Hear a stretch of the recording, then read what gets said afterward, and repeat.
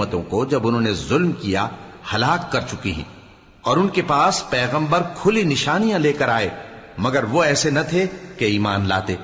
ہم گنہگاروں کو اسی طرح بدلہ دیا کرتے ہیں۔ پھر ہم نے ان کے بعد تم لوگوں کو ملک میں خلیفہ بنایا تاکہ دیکھیں کہ تم کیسے کام کرتے ہو، اور جب ان کو ہماری آیتیں پڑھ کر سنائی جاتی ہیں تو جن لوگوں کو ہم سے ملنے کی امید نہیں وہ کہتے ہیں کہ یا تو اس کے سوا کوئی اور قرآن بنا لاؤ یا اس کو بدل دو۔ کہہ دو کہ مجھ کو اختیار نہیں ہے کہ اسے اپنی طرف سے بدل دوں، میں تو اسی حکم کا تابع ہوں جو میری طرف آتا ہے۔ اگر میں اپنے پروردگار کی نافرمانی کروں تو مجھے بڑے سخت دن کے عذاب سے خوف آتا ہے۔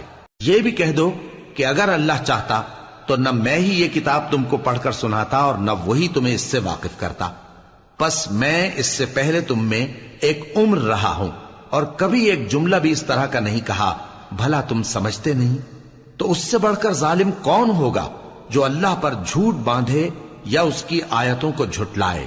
بے شک گنہگار فلاح نہیں پائیں گے۔ اور یہ لوگ اللہ کے سوا ایسی چیزوں کی پرستش کرتے ہیں جو نہ ان کا کچھ بگاڑ ہی سکتی ہیں اور نہ کچھ بھلا ہی کر سکتی ہیں، اور کہتے ہیں کہ یہ اللہ کے پاس ہماری سفارش کرنے والے ہیں۔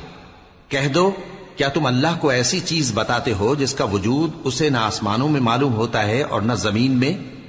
وہ پاک ہے اور اس کی شان ان کے شرک کرنے سے بہت بلند ہے۔ اور سب لوگ پہلے ایک ہی امت یعنی ایک ہی ملت پر تھے، پھر جدا جدا ہو گئے، اور اگر ایک بات جو تمہارے پروردگار کی طرف سے پہلے ہی طے نہ ہو چکی ہوتی تو جن باتوں میں وہ اختلاف کرتے ہیں ان میں فیصلہ کر دیا جاتا۔ اور کہتے ہیں کہ اس پر اس کے پروردگار کی طرف سے کوئی نشانی کیوں نازل نہیں ہوئی؟ کہہ دو کہ غیب کا علم تو اللہ ہی کو ہے، سو تم انتظار کرو، میں بھی تمہارے ساتھ انتظار کرتا ہوں۔ اور جب ہم لوگوں کو تکلیف پہنچنے کے بعد اپنی رحمت سے آسائش کا مزہ چکھاتے ہیں تو وہ ہماری آیتوں میں ہیلے کرنے لگتے ہیں۔ کہہ دو کہ اللہ بہت جلد تدبیر کرنے والا ہے، اور جو ہیلے تم کرتے ہو ہمارے فرشتے ان کو لکھتے جاتے ہیں۔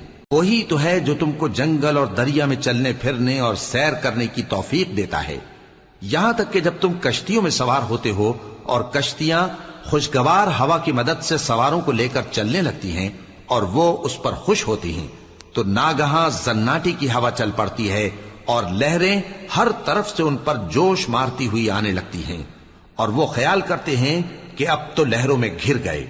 تو اس وقت خالص اللہ ہی کی عبادت کر کے اس سے دعا مانگنے لگتے ہیں کہ اے اللہ، اگر تو ہم کو اس سے نجات بخشے تو ہم تیرے بہت ہی شکر گزار ہوں۔ پھر جب وہ ان کو نجات دے دیتا ہے تو ملک میں ناحق شرارت کرنے لگتے ہیں۔